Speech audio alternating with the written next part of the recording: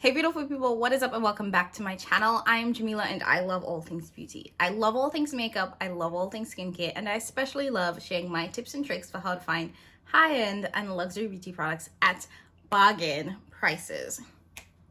Yes, we do. So today I'm coming with a non-makeup related video. Like, this is very different, but I wanted to do it anyway. And as you saw from the title and the thumbnail, I thought that I would share with you guys my new YouTube filming setup. I mentioned in a couple of videos back that the quality and the videos would look a little bit different because I bought a new camera. And I said in that video that I wanted to show you guys what I bought, so that's what I'm gonna do. I'm also like super fresh faced because I was getting ready to film some content, and then I was like, why don't I just show you guys what I like, my new kind of setup when it comes to filming. And I should feel okay coming on camera with no makeup on. Like, come on. I don't know, I lost my mind for a little bit thinking, oh my gosh, I have to have makeup on to do videos. Anyways, so I'm gonna dive in, show you guys all of the new products that I bought, talk a little bit about why I bought what I bought, what my new setup, you know, my whole thought process behind my new setup, because I know that there are a number of folks who might be thinking about making the switch from filming on their phone to filming with the camera, etc. So I want to let you guys know how I decided to buy the products that I decided to go with, and something is in my eye. Okay, now 2 points before we dive in. The first one being that actually all of the products that I'm going to show you guys, I purchased during Black Friday, Cyber Monday sales. So I got pretty much all of them on sale. Now, from what I can tell, these Black Friday, Cyber Monday sales are still going on, or still kind of going on. So you might be able to still get these products on sale. I don't know. I honestly don't feel like it was a special sale that I got it on. So I will make sure and have everything kind of linked down below if you were interested in checking out the specific products that I bought for you guys. The second thing is that it is completely okay to film on your phone. And I wanted to make that point very clear, because in order to do YouTube, you definitely don't have to buy a camera. You don't have to buy any of the things that I'm about to show you guys. It's only if you are interested in doing it. When it came to deciding to upgrade my equipment, there were actually 2 reasons why I decided I needed to move from filming on my phone to having a dedicated camera and other equipment. And the first one being that I have the iPhone 11, right? And in order to get the best quality filming on your phone, you have to use the back camera. So when I'm filming, I can't see myself. And right now I'm using my phone so you guys can actually see the quality on my phone, and then I'll switch to the camera so you guys can see what it looks like on the camera. But because when you're filming on your phone, and that's a tip if you didn't know that, if you want to get the best quality, you have to film using your back camera, which means that you can't see yourself when you're filming. And then if the video stops, you don't notice that the video stops. So I have like a really ghetto setup that I will try to insert a picture of, where I have my camera with the back camera facing me, and then I have a mirror behind it so that I can see my reflection when I'm filming. It's definitely not the most ideal, but it's something that you could work with. The second reason why I decided I needed to move from my camera to a phone is because these videos take up so much memory. If you are filming long form content, which means like 30 minutes or more, half an hour or more, you know that that is going to be like 30 plus gigs of data. Now, like I said, I have the old iPhone, so the iPhone 11. So, and I think that the one I have has 64 gigs of data. So I would film one, maybe even half of a video, and I would be out of memory. Then I'd have to transfer it to my computer and then start filming again. So not having enough memory on my phone was one of the main reasons why I needed to upgrade to a camera, because I like to film 3 or 4 videos in one batch. And that's because this isn't my full-time job. I only film on the weekends, so I have to batch film on the weekends, and I don't have enough memory in my phone to do that. So with all of that background, let's kind of dive into the first and the most expensive thing that I bought, which is the camera. So when I was trying to decide what camera to buy, I was looking at the Canon M50, the Sony ZV-1, and the Sony ZV-E10. And I opted to go for the Sony ZV-E10. And that's what, I'm gonna give you all a full profile view. It came in this box, nothing special, it's a Sony camera. Now, when I was looking at cameras, and this is something I suggest you do if you are interested in upgrading your equipment, I watched a lot of videos on YouTube comparing the 3 cameras that I mentioned. I reached out to a couple of creators that I know who film with cameras to get their opinion. And honestly, the Canon M50 is probably the most popular camera that I know folks use. And if not the Canon M50, something within the Canon family. And they're all great YouTube / vlogging content creation cameras. And there are a couple of reasons why I decided to go with the Sony ZV-E10. The first one being that it does have the fully articulating screen. So this LCD screen comes out. So when I'm filming, I'm able to see myself. It also rotates so I can see myself at different angles, whatever the case is. So that was really, really important to me. Now the Canon M50 has that as well. So does the Sony ZV-1. So you can get it in those two cameras as well. Now, and I don't know if this is necessarily a big difference, but one of the big differences, at least in my mind, from the Canon versus the Sony cameras is that Sony specifically markets these cameras as vlogging cameras, as content creation cameras. And with that, they've actually created, well, not created, but made sure there are a couple of features in here that are specific for people that are creating content. One of the features that I appreciate the most is that it has a background defocus button, which means that when I'm filming, you will see me very clear and my background will be blurred out. Now, I do believe that the Canon does that. I know that the Sony ZV-1 does that as well. But I thought that was a really cool and interesting feature to have. The other feature that I was really excited by is that it has a product focus mode. Is that when you click the product focus button, what happens is that the camera knows to focus on a product when you hold it up. So you don't actually have to hold up the product and cover your face with your hand for it to focus. Whatever product I hold up, the camera will focus on that. Once I bring the product down, the camera will focus back on me.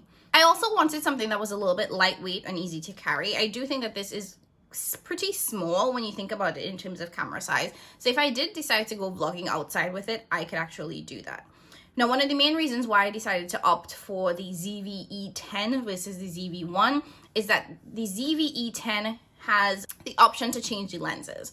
If you look at the ZV-1, it comes with one standard lens and there's no way in which to change it.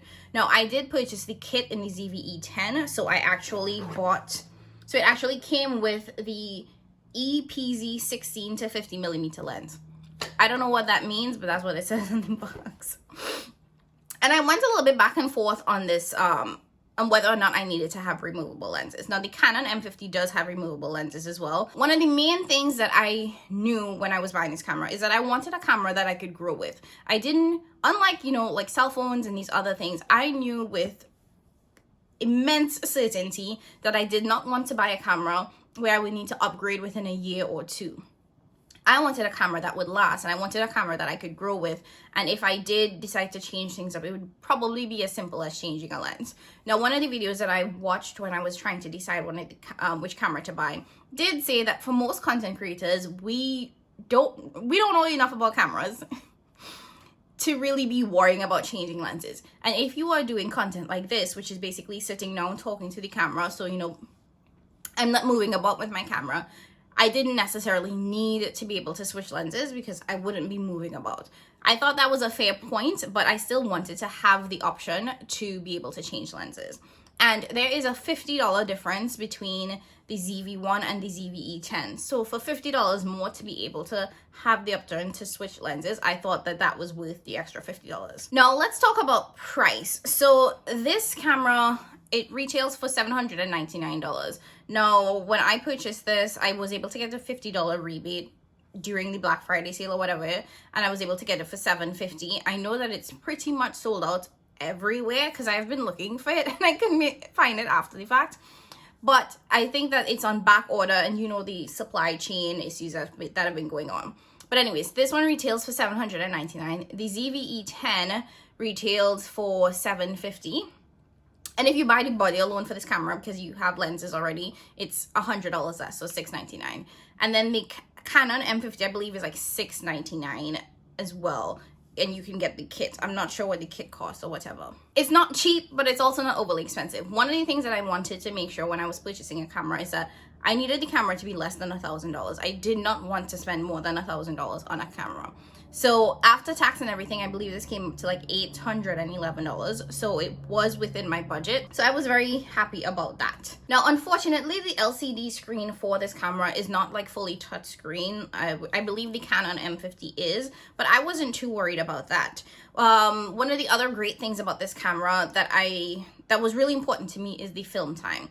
Everybody that I talked to that has the Canon M50 mentioned that after 29/30 minutes of filming, the Canon shuts off and then you have to start back up again. This offers continuous filming, which means that I can film an entire hour-long video without the camera shutting off. And the other great thing about this camera too is that you can buy a battery specific to this camera that allows it to trickle charge. And what that means is that I can actually have the camera charging, or the battery that's inserted into the camera charging while I'm filming. So I don't ever have to worry about, oh, my battery's gonna die, I need to switch batteries, because I can have that special battery plugged in and charging, so I don't have to worry about it shutting off. Or about it shutting off after 30 minutes of filming, because it does have that continuous filming feature. It does film in 4K, which I think is really great as well. I do remember that one of the issues when I was looking at 4K filming for the Canon is that there's a pretty significant crop, which would make it like zoom really close into my face. So because this one does not have that large of a crop, I thought that that was really great, because I want to film in 4K. I want to have the option to film in 4K. I know that it takes like 3, 4, 5 times as long to upload 4K videos to YouTube, but I definitely wanted to have that option. Now, one of the issues with this camera though, compared to the ZV-1, is that when it comes to steady shot, which means, you know, having the camera stabilize itself while I'm walking and filming, it doesn't have the best stabilization. The ZV-1 actually is much better when it comes to having stabilization when you're walking and filming. Now, because I know that I'm not going to be doing a lot of like outside vlogging with this camera, at least not yet, and probably not at all, I didn't mind that it didn't have the best stabilization. So there's that, I guess. It does come with a microphone mount, and you can actually buy the Sony mic mount that just goes into it and doesn't have any wires. So I thought that was really cool. The mic here is actually really decent quality, and I think it picks up really well. And honestly, I think that's it. Now, one of the things I do want to flag about the Sony camera, and I got this from everybody, including the people that were at the stores that I visited to kind of look at the camera before I bought it, is that the Sony system is actually a little bit harder to learn than Canon, which I think is why a lot of folks go with the Canon system, because it's really easy to figure out how to use it. You don't have to do a lot of customization. But Sony gives you a lot more flexibility in customizing your settings to what works best for you. And I decided that it was worth it for me to spend a little bit of time learning and understanding the Sony system and the Sony menu, so that I could customize it to my needs, than getting a camera that is a little bit simpler to work but doesn't have all of the features that I wanted to have. So that was a really long spiel for me to show you guys that this is the camera that I opted to go with. So far, I'm very, very happy with the quality, and I think it works well, and I'm really excited about this, and this was money well spent so far. Now, let me talk about some of the other accessories that I picked up, because I'm trying for this video not to be 200 years long. Now, the second most expensive thing that I picked up was a microphone for the camera. While I went on my little rabbit hole of what are the accessories you need to buy, one of the things that kept coming up was a decent camera. And I'll try to link all of the videos that I watched that I found to be particularly helpful.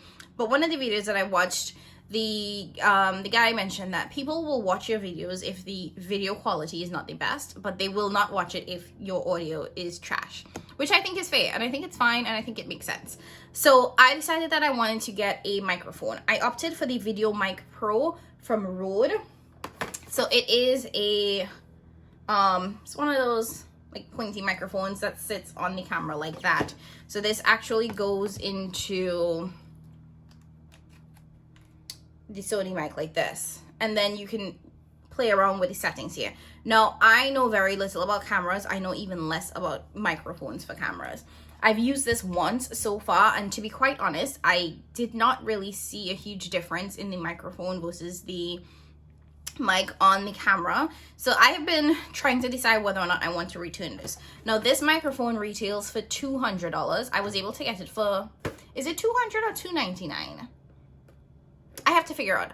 But I do think that this retails for $200. I paid $150 for it, so I was able to get it during Black Friday for that slightly cheaper price. I watched a really great video that compared the entire line of Rode microphones to help me figure out which one that I wanted to buy. And because this one was on sale, and this is the one right down from the Pro Plus, so it's like the second best in the line that I watched. I thought that that made sense. One of the going back to my kind of original thoughts, you know, I really wanted to pick up products that were investments and things that I did not have to replace within a year or two. So if that meant paying a little bit extra for a good mic that would last me years, I was willing to do that. But like I said, I'm not sure I'm picking up on the significant quality difference, so I might go get my money back. We just have to see. I think I have until January to return this. The next thing that I picked up, and this was something I should have picked up a long time ago, was an external hard drive. So this is the My Passport for Mac. It's a 2 terabyte hard drive. Now, like I mentioned at the top, it is... These videos take up a lot of memory. And ever since losing my content, I know that I need an external hard drive so that I can store my videos so that they're not like taking up space on my Mac, which just makes your computer run slower. So this is what the hard drive looks like. It's really small, really compact, which I like. It's super easy. And I got the one that's specifically for Mac computers, which means that it comes with a USB cord, USB-C cord that plugs into the Mac. You know, Macs don't have any of those regular USB ports anymore. This, I want to say, was maybe like $60. I bought this off of Amazon. Like I said, everything will be linked down below. And then one of the things that I made sure and got with the hard drive, because, you know, you don't want your hard drive just kind of rolling around in a bag because then it can get corrupted and you can lose your data, is that I picked up a case for my hard drive. So the hard drive actually fits right in here. It's a hard case, so it's protected. Once you flip the flap open, you have slots for your SD cards, and then the cord for the hard drive actually goes right in here.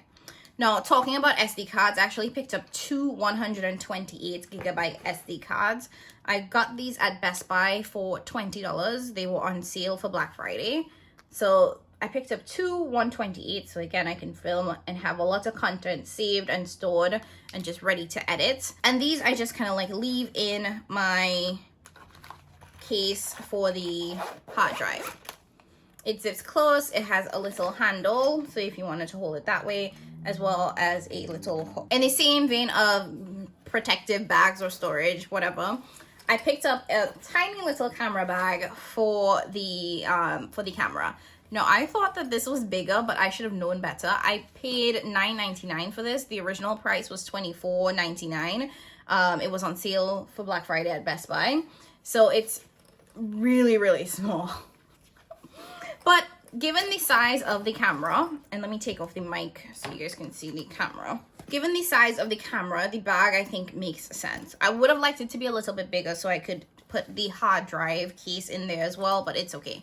So this is the inside of the bag. This flap over here, actually, you can move it around so that you can make sure you have a really nice secure pocket for the camera.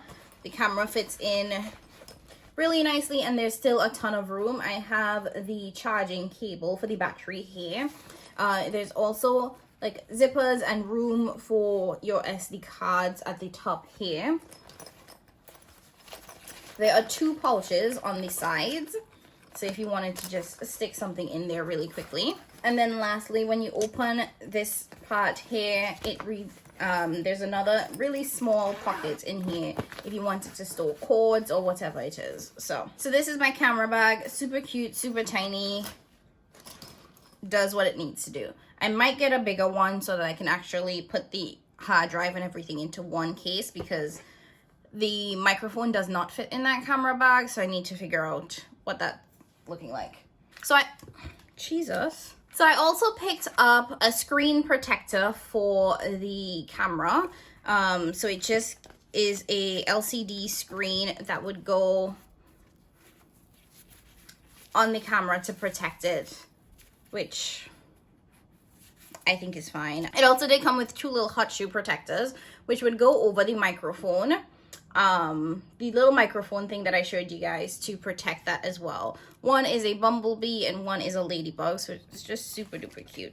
I have to put these on. I haven't done that as yet, but I will. The next thing, I actually haven't tested it out yet, but like I mentioned to you guys, I did purchase that special Sony camera battery adapter, which lets me charge the charges the camera continuously while I'm using it, so I don't have to worry about the battery dying. So I'm opening this for the very, very first time with you guys here. So this is what that looks like. This is the little piece that would actually go into the battery slot, and this is the rest of it that would actually get plugged in to like a regular outlet. So I'm gonna give that a try today and let you guys know how that actually works. But just to show you guys, so this is the battery slot. This is how it pops out.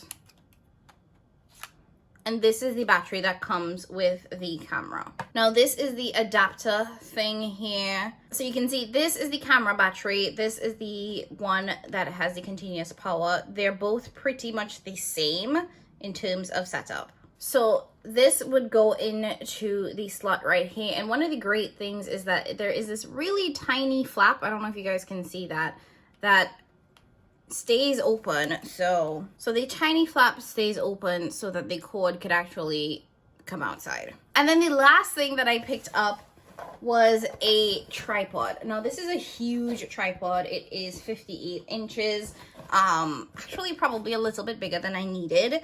I needed a tripod for when I wanted to film like my declutters or whatever the case is, not necessarily for when I'm filming like this. And this was on sale for like $9.99. I bought this at Best Buy. I think the original price was $24.99, so it was on sale for $10. So I scooped this up because you always need a tripod. And that was it. That was pretty much all of the products that I picked up on Black Friday to, well, not just on Black Friday, but all the products that I picked up to upgrade my filming equipment. The only thing that I feel like I didn't buy, and that's because I'm not sure that I want to go that route yet, was lights. You guys know I film in the daytime, so I use pretty much natural light from the window, which is why you'll see like the sun fading in and the sun fading out. Kind of is what it is. I can't help that. But I didn't buy any lighting setup for my camera. Maybe I'll invest in that later on, but at this point I feel like I don't need to. So that's that. Like I said, I will have everything linked down below. If you guys have questions, please feel free to leave them in the comments. I will do my very best to answer them. I am not a technology expert. I just did my own little bit of research and picked what I thought would work best for me. So I'll let you guys know like my thoughts on it, but I'm definitely not a tech expert. So I will have some of the videos that I found to be particularly helpful linked down as well. Okay, so guys, I almost forgot to show you guys what the quality looks like on the camera. So this is me having switched to the camera. You'll notice that the eyebrows are done now, but that's because I was getting ready to film a whole other video and then I remembered that I needed to switch to the camera. So you guys have now seen what my video looked like when I filmed from my phone. Like I said, it was honestly pretty good quality. The Apple phones have amazing quality. This is me on my phone right now. Just a little bit ago, there should have been or might have been some background noise because my neighbor's car was on. I know the mic is supposed to filter some of that out, so if you guys didn't hear it, then this mic is working perfectly. But yeah, now that you guys have seen kind of the quality from the phone to the camera and the audio shifts, let me know what you think. Let me know if you guys are interested in picking up, or if you are planning to switch to a new video setup for your work. Let me know what your thoughts are, what you're thinking about doing, because I'm just curious. All right. Now back to me ending out this video. And that's it. Thank you guys so much for watching. Like I said, if you like this video, be sure to like, comment, subscribe. Make sure you hit that notification bell so you always get notified when I upload a new video. As always, I love you guys. Thank you so much for watching, and I will catch you in my next one. Bye.